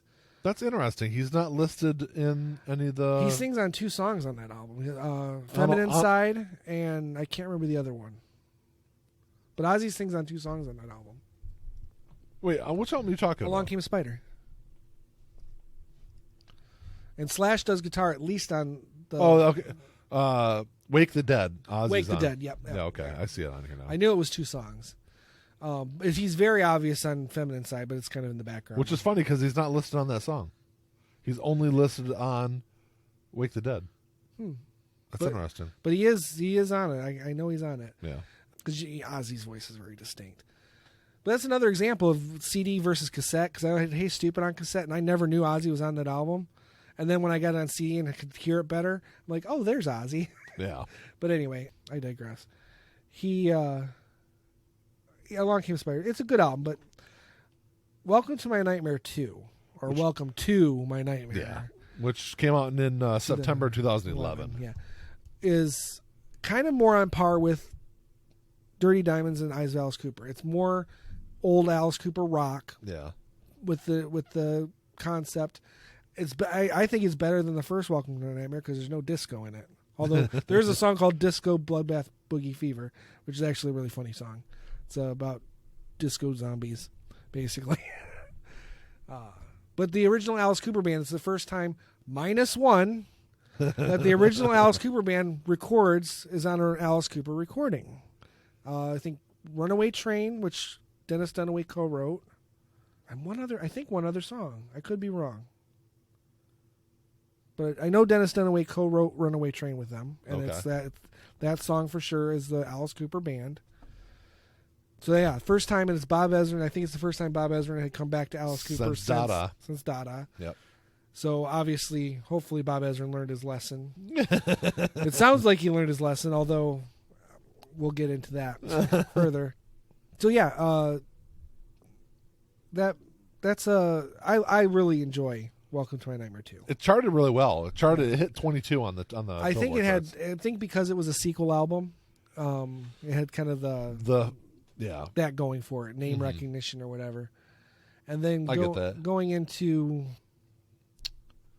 well, he doesn't release another album until what? Paranormal. Yep. In 2017. Yep. July of 2017. Paranormal that's where I'm going to say Bob Ezrin's there. He's present, and there's some really good Alice Cooper songs in there overall. But my problem with that album is it is so short. Okay. It's like, let's just pump out a few, 10 3-minute songs and we're done. The album is literally like 35 minutes long. Yeah, that's really. Yeah, I was just looking at that. It is really short. And the songs are short, and it's like boom, boom, boom, boom, boom, boom, boom, boom, boom. There's good songs, but there's just not enough. It's like, it's like we're getting snippets of even better songs. You know what I mean? That's how I feel about that whole album. I will say one of the things I was reading about this album is it doesn't seem like Bob Ezrin had like a whole lot of producing to do with it. Okay. He co-wrote songs, though. Yeah. I mean, it sounds like, Tommy Henriksen had a little bit more to do with the actual production. Okay. So maybe that's why. Maybe but that's all I know is that it's kind of like you imagine an artist gets a good idea for a song. Oh, I got this great idea for this song. And then just records the idea instead of bringing it out. Fleshing the whole thing out, yeah. I get that. So it's just a bunch of good idea songs that aren't fully, it's like, where's the rest of it? Where's that? Where's that? And a lot of the album, there's a couple songs that are not like that. There is a song on there called The Sound of A, which he said I think he wrote in 69 maybe. Okay. And it was an Alice Cooper Band song that was written, but it was never recorded. So he recorded it. I love that song. That's a fully fleshed out song. The song Paranormal is a fully fleshed out song. Mm-hmm. But everything else is just like the idea is there. It's there. 2 minutes and 43 seconds, 2 minutes and 39 seconds, 3 minutes and 8 seconds. I mean, 3 minutes, 12 seconds. They're like not even like punk songs. Punk songs, you get it's intended to be a short idea. These are songs that could be something. Yeah. They don't have to be like 10 minutes long, but they could have been like 4 minutes long. Dead Flies is 2 minutes and 22 seconds long. I mean, that's short. I will say that this has to be the longest list of studio personnel I've seen on any Alice Cooper album, though. Really? I mean, it's like absolutely ridiculous how many different people play. Well, there's a couple songs. Oh, the one song that is at the original Alice Cooper Band. That song's fully fleshed out. Something American Girl. That's a good song. That's a fully fleshed out rock song. Ian, there are 32 musicians that play on this album. I just counted them. For those short songs, too. 32 musicians. Yeah. And they're short songs. It's like are each of these musicians playing a note each? Yeah. Now, granted, this is also including the 2 bonus tracks, Right. which one of those songs is 2 minutes and 41 seconds, and then there's also some other live bonus stuff. Right, but I don't count those. So but the track listing doesn't really differentiate between all. So there's 32 people across those 18 songs. Well, I can tell you that what's the song American Girl, something American. It's one. It might be one of the bonus tracks. Genuine American Girl. That was one of the bonus tracks. That's an Alice Cooper band song. Yeah, that is. Yeah. So I was counting on another album. There's another song. So Holy Water. There's 7 writers on that song. 7 writers for a 3-minute song. Right, and that's not necessary. Yeah, don't get me wrong. All those songs. They're good. They're just not complete. Yeah, I get it. It's there. I every time I listen, I'm like, where's the rest of the fucking song? Because that Dead Flies was billed as a sequel to Generation Landslide, which is one of my top favorite Alice Cooper songs, which I forgot to mention when we were talking about $1 Billion Babies. And I get it. I get lyrically in the theme, but like you said, it's 2 minutes long. Yeah, there's nothing there. It's not there. Yeah. I don't know. He's got a new album coming out. It's called Detroit Stories. I think it's going to be out this year. Yeah, it's supposed to be out this year. I'm interested to hear I've heard some of the ideas that he did a 10-inch bonus where he had really one new song, because the other one was just a rework of older one. Of an older one. And that new song is good. It's right on par with what you would expect from Alice Cooper. Not those short songs, So we'll see. We'll see what happens. I'm excited about it. But throughout his entire career, he's one of the nicest guys you can talk about. Just everyone who talks about Alice Cooper, he's a nice guy. Yeah, absolutely. He's nothing like his stage persona, which is fine because that's not meant to be. Not meant to be. He does embrace his faith quite openly now. I think it's always been there. I just think he's more open about it now because he was raised in it. It was, it was just always there. But I will say real quick, Ian. So we started out the show talking about this. I'll end it talking about this. Okay. The boom? Yeah. Do we know what it is now? So it was a 3.4 earthquake off, like, in Lake Erie, right off the coast, right, just like northeast of Monroe. Really? Yeah. Huh. Interesting. I feel bad I didn't feel it. I just kind of heard your garage door shake. I thought it sounded like a car hit my fucking house. I did not feel it. Yeah. I heard it. Like I said, it shook your garage door. That's all I noticed. I did not feel the shake. So. But I don't know. I'll say that Alice Cooper is definitely one of those artists that it's got 27 albums. Yeah. So I mean, he's got definitely got a big discography to dig through, but it's definitely one going through. And like I said, I need to go back through and listen to the last 4 or 5 albums because I haven't listened to them. But. Yeah, I mean, even if you just give them like a once over, you'll know what you like and what you don't like. At least I would say if you don't do anything else, listen to Eyes of Alice Cooper and Dirty Diamonds, because those two are good albums. And I do want to point out something. The other day, we worked together, and you asked me if I'd done notes. And I said no, I don't. I've been working on these notes for 30 years for Alice Cooper's show. And aside from some of those darker or deeper details that you had to point out, I've done this entire show with no notes. Yeah, but the darker, like, not darker, but the deeper stuff. The deeper stuff is and it really, most of the deep stuff I was going to get to that you got to. We both, we were both on the same page. Except for, what, Ian? Just the early part with the jumping. I was going to jump ahead. Well, don't jump ahead. But that was it. The only time that you had anything out that I wouldn't have gone over. Everything else was there. Yep. And the only questions the only things I didn't know were where the albums charted. Yeah. Everything else I knew. Track listings, everything. I knew it all. Track listings, that's all the stuff people can read. We tried, with at least with the music episodes. Yeah, but if you're talking about the episodes, but I always try to find that little nugget that now granted, the big like hardcore fans would know, but the casual people, they don't know that kind of stuff. They don't know all the deeper stuff about the formation of the band and things like that. And that's kind of the stuff, because I mean, you could save yourself an hour and 50 minutes and just read Wikipedia for 15 minutes if you're just looking for the average. I don't know how accurate Wikipedia is. If you're just looking for the average, normal stuff. That's why I try to kind of flesh out and look for the deeper stuff through the music episodes. But that's all I got, man. You want to add anything else? I thought we did a good job. I think we did do a good job. Other than our little argument. Well, whatever. It's all right. But any questions or comments, you can email us at contact@ligpodcast.us. Check us out on Twitter @ligpod. We're on Facebook, Podbean, Apple Podcasts, Spotify, iHeartRadio, just about everywhere else. Herpes and a Horror. Yeah, just like Herpes and a Horror, we're on Ian. I don't have herpes because I don't pay for sex. It's the people who are paid for sex that not all those people have herpes. Just just probably a lot of them. But whatever. That's about all I got though, man. For the record, if I paid for sex, I get it a lot more often than I do. Well, that's all I got, man. Maybe I should start paying for sex.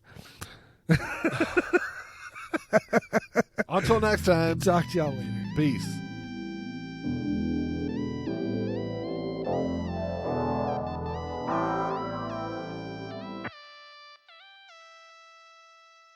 Play my role, let me tell you about it. This shit right here, man, I'm about it. Only real niggas reside around me. Yo, old lady, drop a guard around me. Dip like I know you can, bitch. Show me the ropes like we in the ring. Got you some cobras, you wanna hang. Shoulder to shoulder, them niggas basic.